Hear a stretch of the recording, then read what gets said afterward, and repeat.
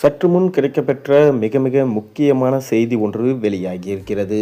ஸ்டாலின் கதையை முடித்த நிர்மலா சீதாராமன். அதாவது தமிழ்நாட்டுக்கான சட்டமன்ற தேர்தல் நெருங்கி வரும் வேளையில் இந்த ஆண்டாவது ஒன்றிய பாஜக அரசின் கண்களுக்கு தமிழ்நாடு தெரியும், அவர்களது காதுகளில் நமது உரிமை குரல் விழும் என்று எதிர்பார்த்து இருந்தாங்க. அந்த எதிர்பார்ப்பை பொய்யாக செய்து ஏமாற்றத்தை வழங்கியிருக்கு ஒன்றிய பாஜக அரசு.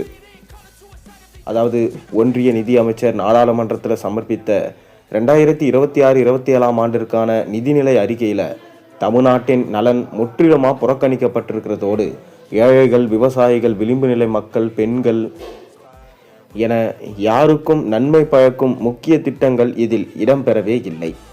மாநிலங்களுக்கான வரி பகிர்வு முறையில் தமிழ்நாடு உள்ளிட்ட வளர்ச்சியடைந்த மாநிலங்களை ஒன்றிய அரசு தொடர்ந்து புறக்கணித்து வருகிறது என்ற கருத்தை நாம் வலுமாக முன்வைக்கிறோம்.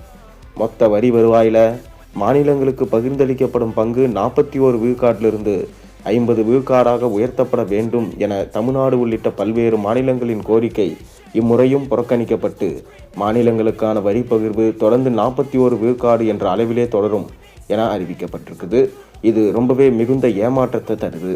அது மட்டுமின்றி இந்திய பொருளாதார வளர்ச்சியில் மாநிலங்களின் பங்களிப்பை உரிய முறையில் 17வது நிதிக்குழு அங்கீகரிக்க முற்பட்ட போதும் நாட்டின் 2வது பெரிய பொருளாதாரத்தை கொண்டு நாட்டின் பொருளாதார வளர்ச்சிக்கு பெரும் பங்களிப்பை செலுத்தி வரும் தமிழ்நாட்டுக்கு நிதி பகிர்வு சதவீதம் இதர வளர்ச்சியடைந்த மாநிலங்களுக்கு காட்டிலும் குறைவாகவே அளிக்கப்பட்டிருக்கு. மேலும் இது குறித்து ஸ்டாலின் அவர்கள் கேள்வி கேட்டிருந்தார். அதாவது குறைவான நிதியை ஒதுக்கம் செய்திருக்கிறீர்கள், இந்த முறையும் தமிழ்நாட்டை நீங்கள் கவனத்தில் கொள்ளவே இல்லை, இது பெரும் ஏமாற்றத்தை தருகின்றது என கேள்வி கேட்டிருந்தார்.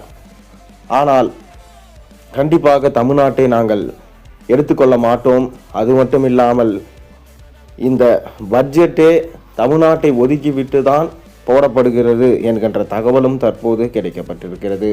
திமுக தலைவர் ஸ்டாலின் அவரது ஆட்சியில்தான் இந்த மாதிரி தொடர்ந்து தமிழ்நாட்டுக்கான நிதியை ஒதுக்கம் செய்வதே இல்லை என குற்றச்சாட்டுகளும் தற்போது எழுந்த வண்ணம் தான் உள்ளது.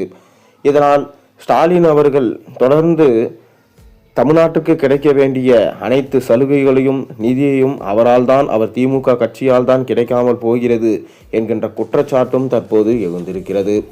வழக்கமாக ஒன்றிய நிதி அமைச்சர் வழங்கும் நிதிநிலை அறிக்கையில் இடம்பெறும் திருக்குறளும் இந்த முறை இடம்பெறவில்லை. தமிழ்நாட்டிற்கான எந்த முக்கிய திட்டங்களும் இடம்பெறவில்லை. மொத்தத்தில் ஏமாற்றம் ஏமாற்றம் ஏமாற்றம் மட்டும்தான் என தற்போது விமர்சனம் எழுந்துள்ளது.